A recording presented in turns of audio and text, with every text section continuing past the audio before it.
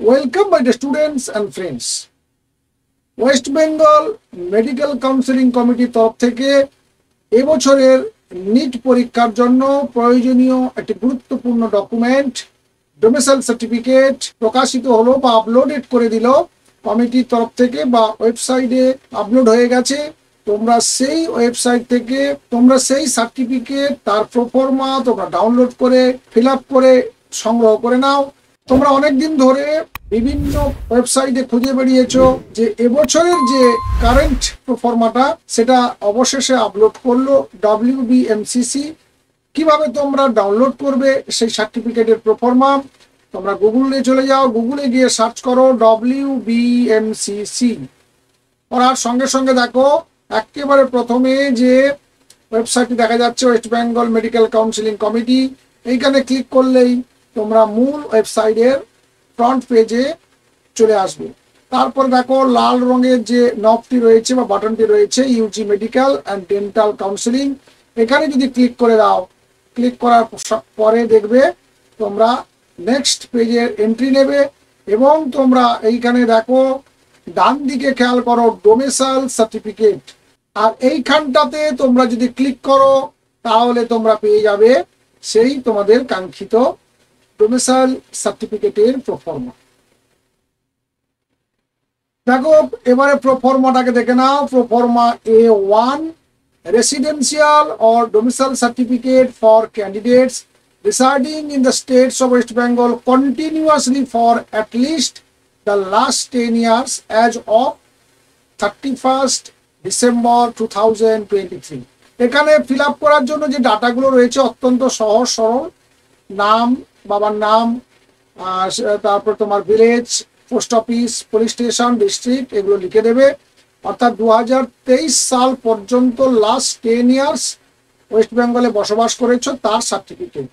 মূলত এই proforma A1 এই পোর্শনটি বা এই সার্টিফিকেটের অংশটি তাদের জন্য যারা ড্রপ ক্যান্ডিডেট বা প্রিভিয়াস ক্যান্ডিডেট, অর্থাৎ 2024-এ যারা 12 পরীক্ষা দাওনি, গত বছর পর্যন্ত দিয়েছো, 23-এ দিয়েছো, 22-এ দিয়েছো, এইভাবে পিছন দিকে বা প্রিভিয়াস ইয়ারগুলোতে যারা পরীক্ষা দিয়েছো, যারা এবছর নিট পরীক্ষা দিয়েছো, অর্থাৎ স্বাভাবিকভাবে ধরতে গেলে তারা ড্রপ ক্যান্ডিডেট নিট এক্সামের ক্ষেত্রে, তাদের জন্য এই প্রোফর্মা।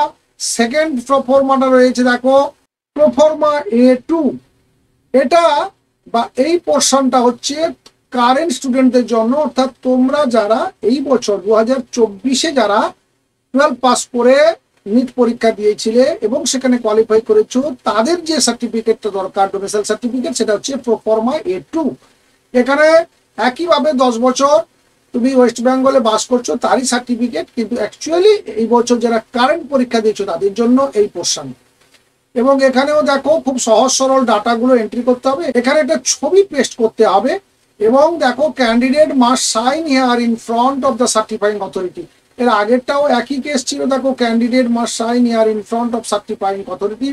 অর্থাৎ ক্যান্ডিডেটস ফটোগ্রাফ যখন পেস্ট করে নিয়ে যাবে, এখানে যে রয়েছে ক্যান্ডিডেট সিগনেচার, এই সিগনেচারটা তোমরা বাড়িতে বসে যখন এই ফর্মটা ফিল আপ করবে তখন করবে না, যে অথরিটি তোমার এই সার্টিফিকেটে সিগনেচারটা করবে তার সামনে গিয়ে তোমাকে তোমার সিগনেচারটা করতে হবে।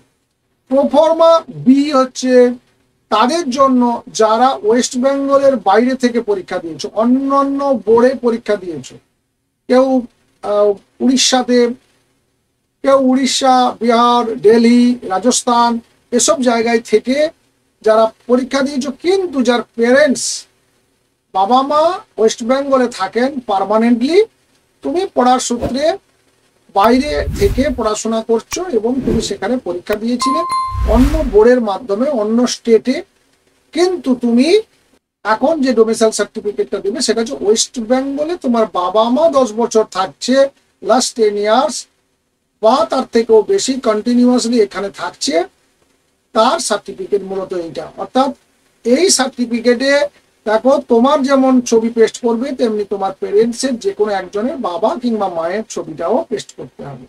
একইভাবে দেখো এখানে সিগনেচারও দুটো হবে, ক্যান্ডিডেট সিগনেচার এবং ফাদার্স অর মাদার সিগনেচার।